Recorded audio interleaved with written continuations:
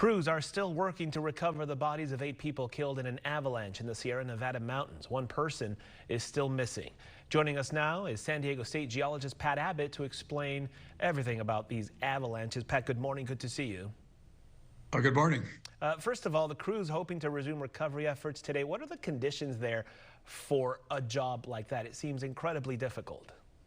Well, these are very difficult conditions. I mean, these are expert skiers gone out into areas known for the difficult terrain. And so now working under the kinds of storms and all this other precariously positioned snow, and in other words, more potential avalanches, very difficult to go in there and do the work that needs to be done. What causes an avalanche like this? I think a lot of us, when you think of avalanche, oh, a bunch of snow, here it comes down a mountain, obviously dangerous. Those folks were there in the backcountry. What caused it? Well, there's two main kinds of avalanches, and I'm going to use my hand to demonstrate this one here. If I say this is the snow surface of the mountains, we had early snows, but the month of January was rather dry, and so the sun hits this. Some of it melts, it recrystallizes of freezing at night, so you have a rather slick, icy surface here. Come February, all this snow comes down, and you bury that surface under several feet of snow, but this loose snow does not adhere or combine with the surface. It's just sitting there in precarious equilibrium, waiting for a disturbance. And when it is disturbed, that whole mass of February snow slides down as a slab, very much like a landslide. So a situation like that, what you're waiting for, one of the things, you're waiting for a disturbance. One skier can set off something like that, but here you had 15 skiers working across that slope, and the energy of their feet hitting the surface, the skis going over, undoubtedly would have been the cause of that slab movement. These slab movements are a mass. These are the kinds of things that hit with traumatic force, and they can move 20 miles an hour. They've even been measured at 40 miles per hour. So if you're on a slope and you trigger a mass like this and have it coming at you at 25 miles an hour, your options are very limited. And of course, here we see the tragic accident that has occurred there.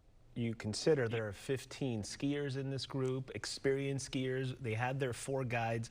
Is there any indication, people familiar maybe with that area near Lake Tahoe, where it gets to the point where what you're describing is what's happening there? We're having that big of a group. They've done it before. They have tours there all the time. Is there a way of knowing that the conditions are ripe for something like this and maybe hold off? Well, actually, there are, and let's contrast, shall we say, the ski resorts, professional resorts, where they look at it. You can see those snow masses, and they will declare an area off limits for some certain amount of time. Or frequently, they go out and set off explosives, where you can see here's a mass of precarious snow ready to come down. So you set off a blast, so you control it and get it out of the way. Now, all of these deaths that occurred here occur what we call out of bounds in other areas where nobody's watching those surfaces. And it's interesting when we look at things like the snow avalanche deaths, we find that 88% of them occur out of bounds in areas where it hasn't been watched and prepared. So if you're at a normal ski resort where they're doing their maintenance, something like this shouldn't happen because they're quite good at recognizing these conditions and taking care of them in advance. It's incredible. That's a big percentage that you mentioned there. Forgive me if you mentioned the different types of avalanches. Do we see different types of avalanches in the Sierras versus, I saw a video yesterday, it was incredible, in Mont Blanc in Italy. It's very dramatic. You see the avalanche coming down towards a group of what looked like 100 skiers, and they're all just kind of standing there waiting to see what was going to happen, but they were at the bottom of a mountain. Is that different perhaps than what happens in California, or are they all kind of the same?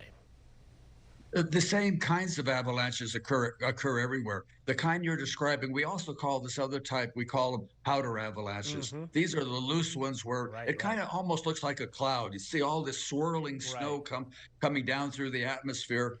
That kind there. And that kind, the main hazard on that is if you got buried and you suffocate to death. So those kinds of situations that they sell these things these days where you can have an encasement around where you can pump it pop it and have it inflate and try to be an inflated bubble and it rise up to the top of that snow and therefore escape or be rescued easily.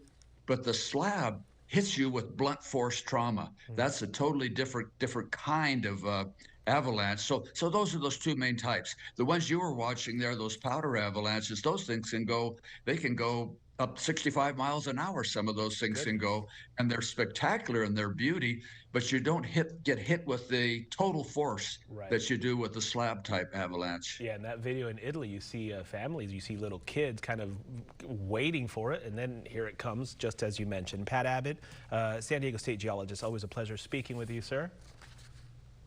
Good to talk to you. Thank you.